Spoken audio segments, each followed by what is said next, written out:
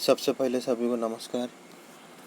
इसके अंदर कल के दिन का मैं बता देता हूँ और इसमें आपको साफ साफ दिख रहा होगा। मैं एक लाइन ड्रॉ कर देता हूँ, ठीक है। ये यहाँ से आपको दिख रहा होगा कि ये पूरा ये एक रेसिस्टेंट के रूप में काम कर रहा है, आपको दिख रहा होगा। तो कल के दिन बहुत ज़्यादा प्रोबेबिलिटी है कि ये यहाँ से आने का कोशिश करेगा, लेकिन जब तक 14,800 को नहीं तोड़ता है तब तक कोई पोजीशन नहीं लेना। और उसके बाद भी मेरे हिसाब से, क्योंकि ये मेरे हिसाब से 15,150 कम से कम मुझे ऐसा लगता है आने का कोशिश करेगा, उसके बाद ही मार्केट गिरेगा। ऐसा हो सकता है कि मार्केट यहाँ से गिर जाए, लेकिन मुझे नहीं लगता कि ऐसा गिरेगा, क्योंकि मुझे यही लगता है कि अगर यहाँ से कल के दिन अगर गिरता भी है मंगलवार को, तो ये प्रोबेबिलिटी है कि 14,800 के यहाँ से पहले ही ऊपर घूम जाए, मुझे ऐसा लगता है। बाकी मार्केट क्या करता है कल के वक्त कल ही बता पाएगा। बाकी मैंने आपको यहाँ पर बोला था कि अप ट्रेंड है, और आपके सामने देख सकते हो अप ट्रेंड है। और यहाँ पर बोला था कि पुट बाय करना है, लेकिन ये एक बार नीचे आके यहाँ से जाके फिर बाद में गिरेगा।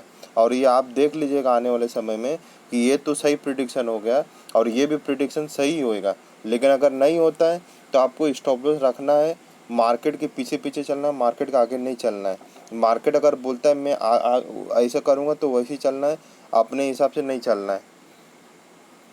ये हो गया। अब मैं यूट्यूब पर ये वीडियो भी बनाया था कल, जो 12 बज गया तो क्या मेरा मोबाइल स्विच ऑफ होता है, इसीलिए मैं फटाफट मैं बोला कि इसको ये बनवा लेता वीडियो। तो अभी ये मैंने गुरुवार को वीडियो बनाया था, ये आप देख सकते हो, ठीक है। तो ये इसका ये जो मैं प्रिडिक्शन किया था, तो ये गुरुवार को बताया था मैं सबको। और मैंने बताया था कि शुक्रवार को तकरीबन इस तरीके से हो सकता है, लेकिन कोई ऐसा गारंटी नहीं रहता है स्टॉक मार्केट में कि 100% ऐसे ही होता है। लेकिन आप देखेंगे, मैं इसको 15 मिनट का चार्ट लगा देता हूँ, ये देख सकते हो आप, ये मैं लगा दिया। तो ये शुक्रवार का है कि ये यहाँ से नीचे आया फिर ऊपर गया, लेकिन मेरा मानना था कि ऐसे करके ऊपर आएगा। तो ये निफ्टी 50 में तो नहीं हुआ, लेकिन मैं निफ्टी और निफ्टी बैंक दोनों को देखते हुए मैं काम करता हूँ, और ऑप्शन चेन भी देखता हूँ, सारा कुछ देखता हूँ, ताकि मैं वीडियो बनाते समय रिटेल लोग कहीं फंसे नहीं, इस हिसाब से बनाता हूँ कि 100% प्रिडिक्शन सही जाए। और जो रिटेल जो मेरा यूट्यूब जो देख रहा है मेरा चैनल, उसको कभी गड़बड़ नहीं हो, इसलिए मैं इसके अंदर एनालिसिस ज़्यादा करता हूँ। और इसीलिए मैं स्टॉक ये सब को कम पकड़ता हूँ, एक ही प्रोडक्ट को ज़्यादा पकड़ता हूँ। जैसे निफ्टी 50 को फोकस ज़्यादा करता हूँ कि उसको ही पकड़ूँ और सही ढंग से बेहतर काम करे।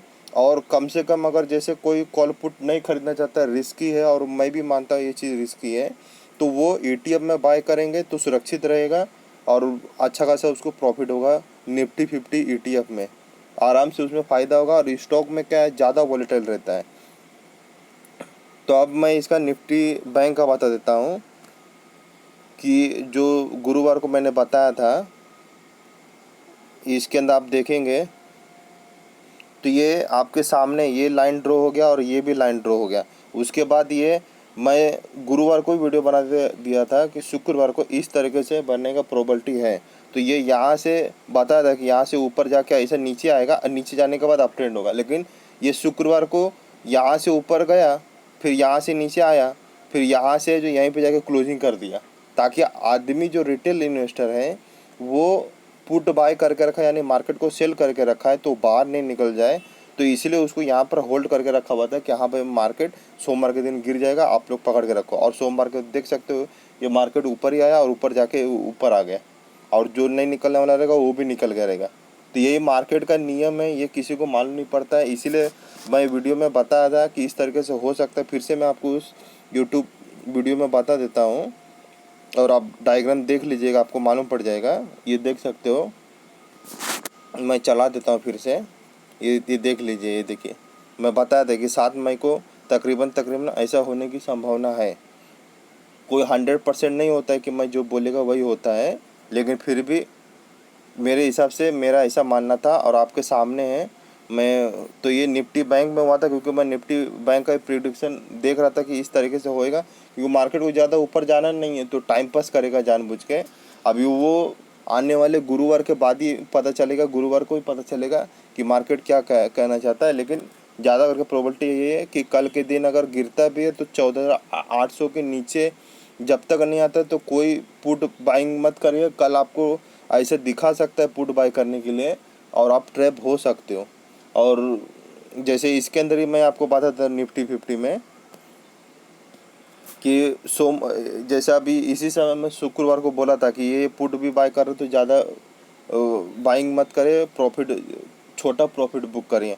और आपके सामने कि यहाँ पे जो ये किया और फिर बाद में ऊपर खींच दिया। तो अभी भी मार्केट है जो डाउन ट्रेंड का सिग्नल नहीं दिया, सिग्नल जब देगा तो यही समझिए कि ये यहाँ से अगर गिरता भी है, फिर से बता देता हूँ, यहाँ पर अगर ये गिरता भी है तो 14,800 के नीचे क्लोजिंग नहीं देता है तब तक कोई पोजीशन नहीं लेना। और पोजीशन लेना भी पुट में तो उसको है जो अभी तक रुक रुक के काम करना है, क्योंकि मार्केट है जो अभी बहुत चालाक हो गया है। इसलिए चालाक हो गया कि रिटेल आदमी को सब टेक्निकल मालूम पड़ जा रहा है, तो वो ऑपरेटर 10 गुना दिमाग लगा रहा है कि मैं इस तरीके से काम करूं कि रिटेल लोग 1 रुपया कमा के नहीं जाए। तो इस तरीके से ऑपरेटर लोग काम कर रहा है और मार्केट को पूरा वोलेटाइल कर रहा है। तो मार्केट में यही है मेरे हिसाब से, अगर ये नीचे आता भी तो भी ये ऊपर जाके फिर ये नीचे गिरेगा, उसके पीछे मुझे ऐसा लगता है।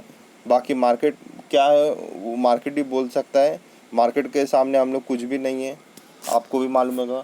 और कमेंट बॉक्स में लिख कर बताएं कि आपको मेरे यूट्यूब चैनल पे क्या क्या चाहिए। अगर कोई स्टॉक के बारे में भी चाहिए तो आप बता दीजिए कि हाँ ये सब निफ्टी 50 का स्टॉक के बारे में बोल रहा है। अगर उसमें से कोई स्टॉक का चाहिए एनालिसिस तो वो भी आप कमेंट बॉक्स में लिखोगे तो मुझे सही लगेगा तो मैं बता सकता हूँ। लेकिन ज़्यादा करके स्टॉक में प्रोबेबिलिटी है जो प्रिडिक्शन ज़्यादा करके 50-60% ही पास होता है और निफ्टी 50 में ज़्यादा पास होता है। उसके पीछे क्या कारण है कि निफ्टी 50 ज़्यादा करके पॉजिटिव रहता है। अगर आप पूरा 5 साल 10 साल का इसका डाटा देखोगे आने वाले दिनों पे तो ये बढ़ता ही जाता है। निफ्टी 50 घटता नहीं, अगर गिरता भी है तो फिर से बढ़ जाता है। लेकिन स्टॉक का कैसा है कि अंदर अंदर वो न्यूज और खबर रहता है, उस खबर को हम लोग को पता नहीं चलता, वो सिर्फ चार्ट द्वारा ही पता चलता है। और चार्ट में भी उन लोग इतना वोलेटाइल करता है कि आदमी को पता नहीं चलता। जैसे अभी रिलायंस का शेयर आप देख रहे होंगे तो इसके अंदर इसका डिस्कशन में लिंक दे दूंगा मैं। तो इसके अंदर भी मैंने बताया था इस वीडियो में कि ये 2300 तक आने के बाद है जो ये यहाँ पर मैं बोला था, यहीं पर मैं बोल दिया था कि यहाँ से जो मार्केट है जो रिलायंस है जो तकरीबन मेरे हिसाब से अब ऊपर जाने का प्रोबेबिलिटी नहीं है, अब नीचे ही गिरेगा। और कम से कम 1800 तक तो आराम से आएगा। 2000 के तो नीचे ही आना है इसको, और आपके सामने 2000 के नीचे आया भी है। और मैं इसका डिस्क्रिप्शन में लिंक दे दूंगा तो आप देखेंगे तो आपको खुद भरोसा हो जाएगा कि मैं बहुत सारे स्टॉक का पहले जो प्रिडिक्शन किया हूँ कम से कम 10 में से 8 स्टॉक तो मेरा 100% श्योर गया है। लेकिन जब स्टॉक में देखते गया तो मैं यही देखा कि स्टॉक में बहुत वोलेटाइल होता है। क्यों होता है?